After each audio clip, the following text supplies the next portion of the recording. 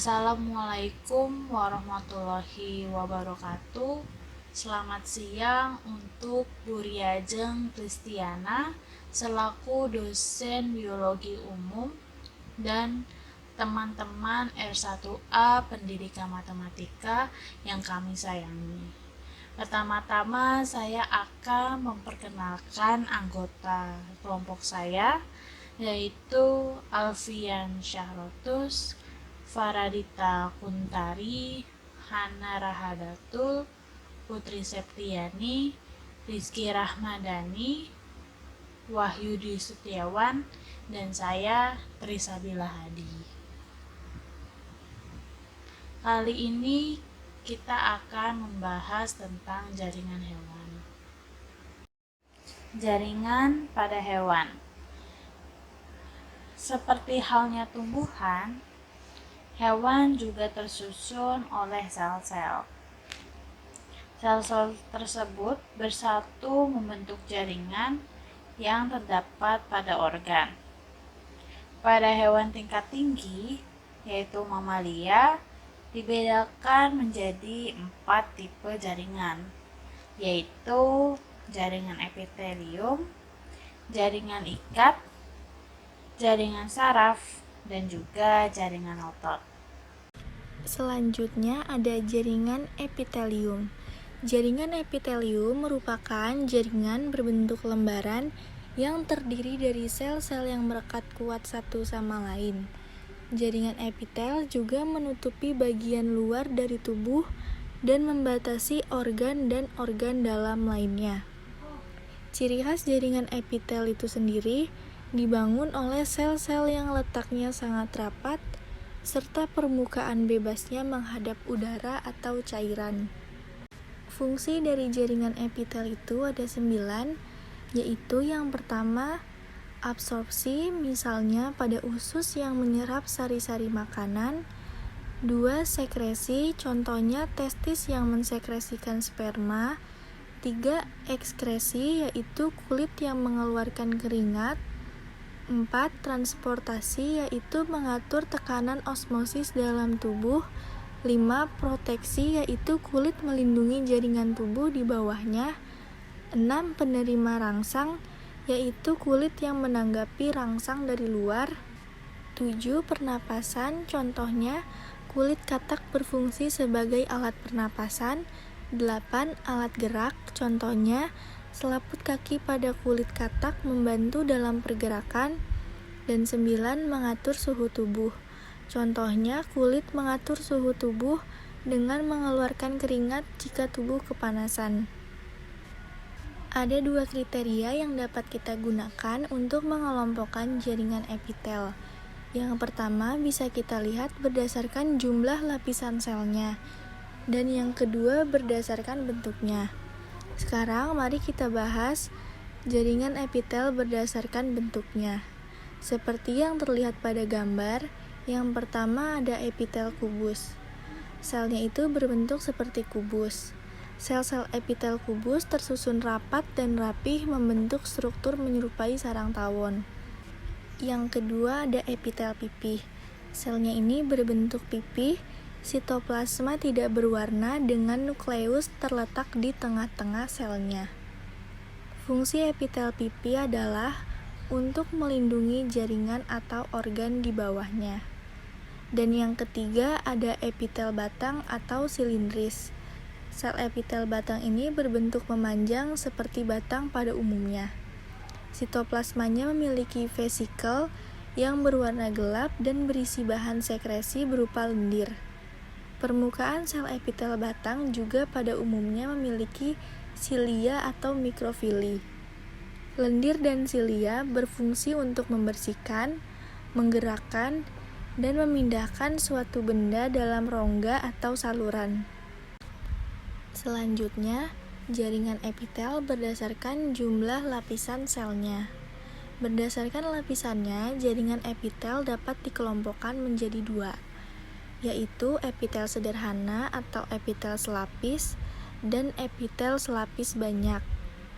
Dalam epitel sederhana atau epitel selapis itu terdapat epitel selapis pipih yaitu struktur jaringan epitel selapis pipih berhubungan dengan proses difusi atau penyaringan melalui membran yang bersifat selektif permeabel. Epitel selapis pipih ini terdapat pada dinding arteri, alveolus, dan kapsul glomerulus pada ginjal. Yang kedua ada epitel selapis kubus. Epitel selapis kubus terdapat di tubula ginjal. Sesuai dengan strukturnya, jaringan epitel selapis kubus berfungsi untuk sekresi dan absorpsi. Dan yang ketiga ada epitel kolom. Epitel kolom ini biasa dijumpai pada pelapisan mukosa atau selaput lendir saluran pencernaan, mulai dari lambung, usus sampai anus, dan pada kantung empedu. Selanjutnya, epitel selapis banyak atau epitel bertingkat. Yang pertama ada epitel pipih lapis banyak. Terdapat di permukaan kulit, vagina, rongga mulut, dan esofagus. Epitel pipih ini dikelompokkan menjadi dua, yaitu epitel yang berkeratin dan tidak berkeratin. Epitel berkeratin bersifat kering, contohnya pada epidermis kulit.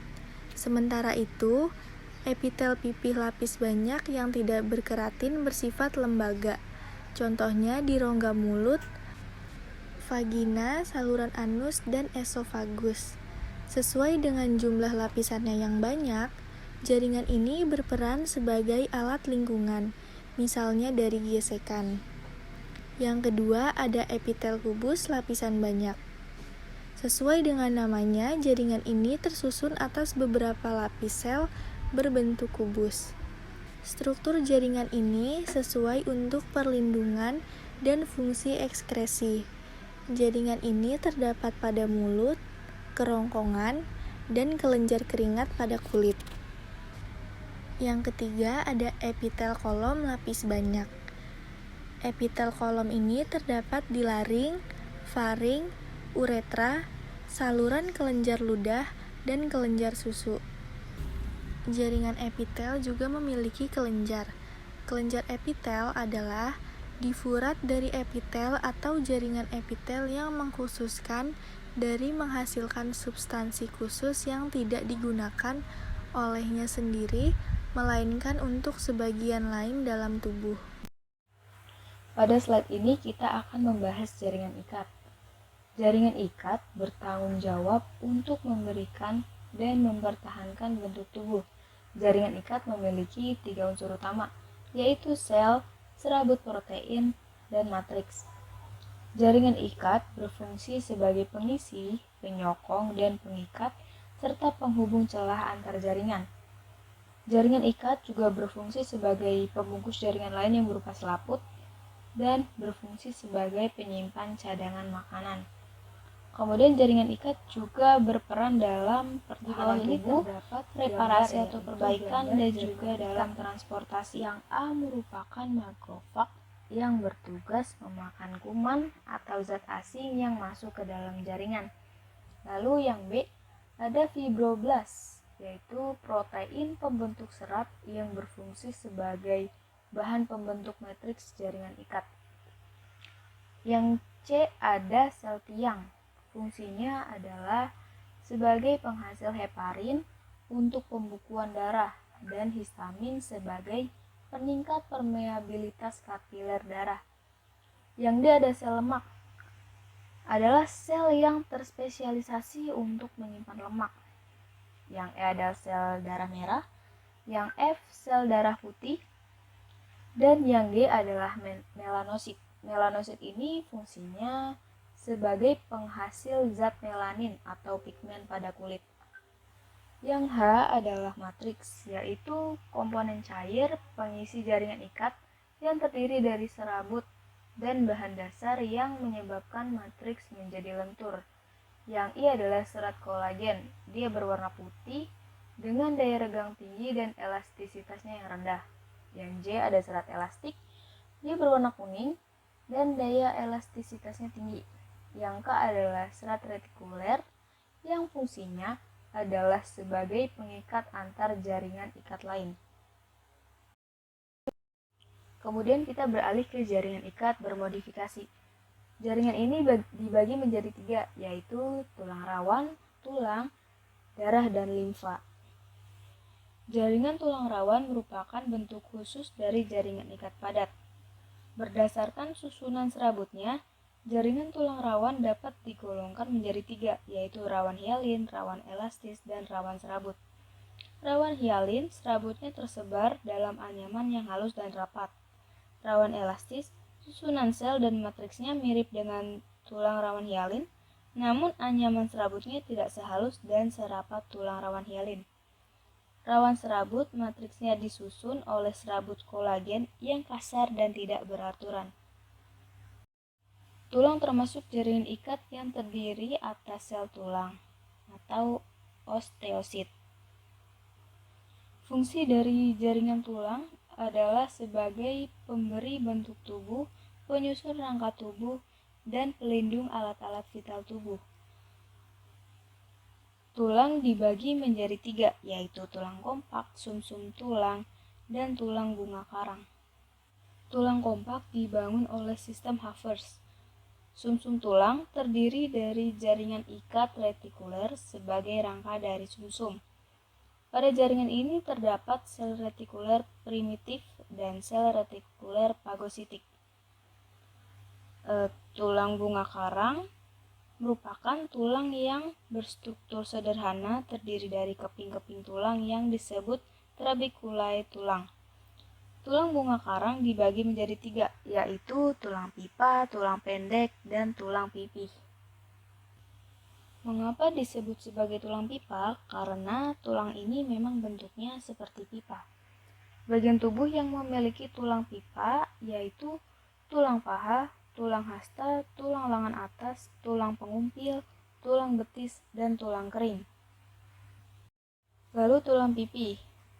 Tulang ini komposisinya sama seperti tulang pendek bagian tengah, berupa tulang bunga karang yang dilapisi tulang kompak, namun bentuknya pipih.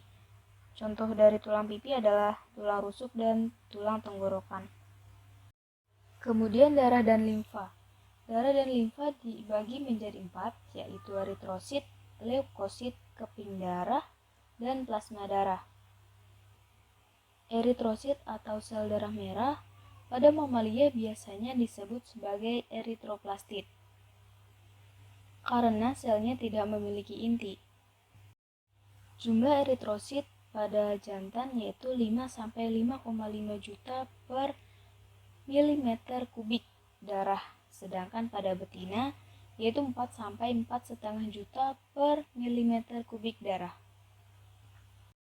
Kemudian ada keping darah atau trombosit. Pada mamalia, keping darah berupa fragmen protoplasma dari megakariosit yang terdapat di dalam sumsum tulang. Pada vertebrata rendah bentuknya seperti kumparan atau lonjong dan berinti. Ukurannya 2-5 mikron, jumlahnya 150-350 ribu per milimeter kubik. Kemudian plasma darah. Plasma darah berjumlah 55% dari seluruh volume darah. Komposisi plasma darah terdiri dari protein, karbohidrat, lipid, garam anorganik. Kemudian di dalam plasma darah juga terkandung sampah nitrogen, enzim, hormon, zat antibodi, dan gas-gas. Kita beralih ke klasifikasi jaringan ikat. Jaringan ikat diklasifikasikan menjadi 2, yaitu jaringan ikat embrional dan jaringan ikat dewasa. Jaringan ikat embrional dibagi menjadi 2, yaitu jaringan mesenkim dan jaringan mucosae. Jaringan mesenkim berasal dari lapisan benih mesodermal yang kelak dapat berdiferensiasi menjadi jaringan ikat dewasa dan jaringan otot. Jaringan mucosae terdiri dari sel fibroblast yang berbentuk bintang sehingga bahan dasarnya sudah tampak adanya serabut halus. Jaringan ikat dewasa dibagi menjadi 2, yaitu jaringan ikat sesungguhnya dan jaringan ikat bermodifikasi. Jaringan ikat sesungguhnya dibagi menjadi dua, yaitu jaringan ikat umum dan jaringan ikat khusus. Jaringan ikat umum dibagi menjadi dua lagi, yaitu jaringan ikat longgar dan jaringan ikat padat. Jaringan ikat longgar adalah jaringan yang seratnya lebih longgar, komposisi bahan dasar matriksnya lebih banyak, sel penyusunnya lebih sedikit. Fungsi jaringan ikat longgar adalah memberi bentuk organ dalam, menyelubungi serat otot, merekatkan jaringan di bawah kulit, dan membentuk membran mesenterium pada rongga perut yang mengatur posisi organ dalam. Jaringan ikat padat adalah jaringan yang seratnya lebih banyak dan rapat daripada bahan dasar dan sel penyusunnya. Jaringan ikat khusus. Jaringan ikat khusus dibagi menjadi dua, yaitu jaringan lemak dan jaringan ikat retikuler. Jaringan lemak adalah jaringan yang terspesialisasi untuk menyimpan sel lemak. Ciri-ciri sel lemak adalah berbentuk oval, transparan, tipis, dan elastis. Fungsi dari jaringan lemak adalah untuk melindungi organ-organ dari benturan, sebagai persediaan cadangan makanan, dan sebagai alat pengatur suhu tubuh. Jaringan ikat retikuler dijumpai pada jaringan hewan dewasa. Terdapat pada nodulus limfaticus atau pabrik limfosit dan sumsum tulang merah. Jaringan saraf. Jaringan saraf ini merupakan jaringan yang berfungsi untuk mengatur aktivitas otot dan organ. Jadi kalau nggak ada saraf, otot kita nggak bisa bekerja ya. Terus, serta menerima dan meneruskan rangsangan. Sel saraf merupakan sel terspesialisasi yang terdiri dari badan sel. Nah, sini tuh badan sel ini ada dua. Yang pertama panjang dan pendek. Nah, kalau yang panjang ini biasa kita sebut dengan neurit, atau yang pendek biasa kita sebut adalah dendrit. Secara struktural, jaringan saraf terdiri atas dua jenis sel. Yang pertama, sel saraf dan neuron. Yang umum ya memiliki banyak cabang panjang dan beberapa jenis sel glia yang memiliki cabang-cabang pendek, menyangga, dan melindungi neuron, dan ikut serta dalam aktivasi saraf, nutrisi, dan saraf, dan proses pertahanan susunan saraf. Kita masuk slide berikutnya. Sudah terlihat jelas gambar dari badan sel. Ada badan sel, dendrit, inti sel, sel satuan, akson, selubung myelin, nodus Lenfer, dan terminal akson. Ini terminal akson bukan terminal bas ya. Oke, badan sel ini bagian utama neutron, terdapat inti sel. Lalu inti sel ini pusat atau otaknya, namanya juga inti ya, inti dari semua sel. Yaitu ada dendrit, penerima sinyal atau impuls. Terus sel satuan ini membentuk selubung myelin, lalu akson ini mengirimkan sinyal impuls. Terus selubung myelin ini membungkus akson. Terus nodus Lenfer ini mempercepat penghantaran impuls. Terus yang terakhir ini terminal akson, tempat bertemunya sel saraf dengan sel saraf lainnya. Gitu. Kita akan memasuki bagian-bagian jaringan saraf. Bagian jaringan saraf ini ada dua. Yang pertama neuron yang sudah kita bahas tadi sebelumnya pada slide sebelumnya, dan yang kedua adalah sel-sel jaringan pengisi atau interstitial. Ya. Oke, kita akan membahas ini dulu. Yang pertama adalah neuron atau sel saraf. Nah, jadi tuh yang di bagian sel saraf yang gambar slide sebelumnya itu ya, neuron itu jadi ada beberapa bagian. Yang pertama, badan sel saraf biasa disebut adalah perikaryon. Lalu yang kedua dendrit. Yang ketiga akson atau neurit. Nah, neurit ini atau akson terbagi menjadi dua lagi, yaitu yang pertama seludang myelin, yang kedua adalah seludang Sichuan atau biasa disebut dengan neurelema. Nah, lalu kita masuk ke bagian berikutnya, masih di bagian jaringan saraf. Itu kita masuk ke bagian yang kedua ya, sel-sel jaringan pengisi atau interstitial. Nah, ini itu sebagai penyongkong dan mempunyai hubungan erat dengan neuron untuk nutrisi dan sebagai isolator. Macam-macam jaringan saraf ini terbagi menjadi 3. Yang pertama, saraf sensorik. Yang kedua, saraf interneuron. Dan saraf motorik. Berdasarkan bentuknya, sel saraf ini terbagi menjadi 3. Yang pertama multipolar dan biopolar dan unipolar. Nah, unipolar ini adalah neuron yang memiliki banyak tonjolan yang keluar dari badan sel. Beberapa tonjolan sebagai dendrit dan hanya satu tonjolan sebagai akson. Nah, lalu bipolar ini fungsinya ini yaitu untuk membantu menyampaikan informasi mengenai bau, penglihatan, rasa, dan pendengaran. Nah, lalu saraf unipolar ini merupakan neuron bipolar yang hanya memiliki satu jalur dari badan sel karena akson dan dendritnya mengalami fusi. Contoh saraf unipolar adalah neuron pada embrio dan fotoreseptor mata. Jaringan otot. Otot merupakan sebuah jaringan dalam tubuh manusia dan hewan yang berfungsi sebagai alat gerak aktif yang menggerakkan tulang. Otot menyebabkan pergerakan suatu organisme maupun pergerakan dari organ dalam organisme tersebut. Di sini terdapat gambar bagian-bagian otot, yaitu ada sarkolema, merupakan membran yang melapisi suatu sel otot yang fungsinya sebagai pelindung otot. Ada endomysium, yaitu lapisan yang membungkus sel otot. Ada fasciculus, yaitu kumpulan serat otot yang dikelilingi oleh peremysium. Epimysium, yaitu lapisan yang membungkus otot.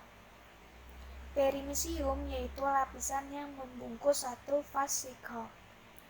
Sarkoplasma merupakan cairan sel otot yang fungsinya untuk tempat di mana miofibril dan miofilamen berada. Miofibril merupakan serat-serat pada otot, sedangkan miofilamen merupakan benang-benang atau filamen halus yang berasal dari miofibril. Miofibril terbagi atas dua macam, yaitu ada miofilamen homogen yang terdapat pada otot polos dan miofilamen heterogen yang terdapat pada otot jantung dan pada otot rangka. Di dalam miofilamen terdapat protein kontraktil yang disebut aktomiosin, aktin, dan miosin. Ketika otot kita berkontraksi atau memendek, maka protein aktin yang sedang bekerja. Dan jika otot kita melakukan relaksasi atau memanjang, maka miosin yang sedang bekerja. Macam-macam jaringan otot. Yang pertama ada otot polos. Otot polos merupakan salah satu otot yang mempunyai bentuk yang polos dan bergelondong. Cara kerja otot polos tidak disadari. Otot polos memiliki satu nukleus yang terletak di tengah sel. Otot polos biasanya terdapat pada saluran pencernaan seperti lambung dan usus. Yang kedua ada otot rangka atau otot lurik. Otot rangka merupakan jenis otot yang melekat pada seluruh rangka. Cara kerja otot rangka yaitu disadari.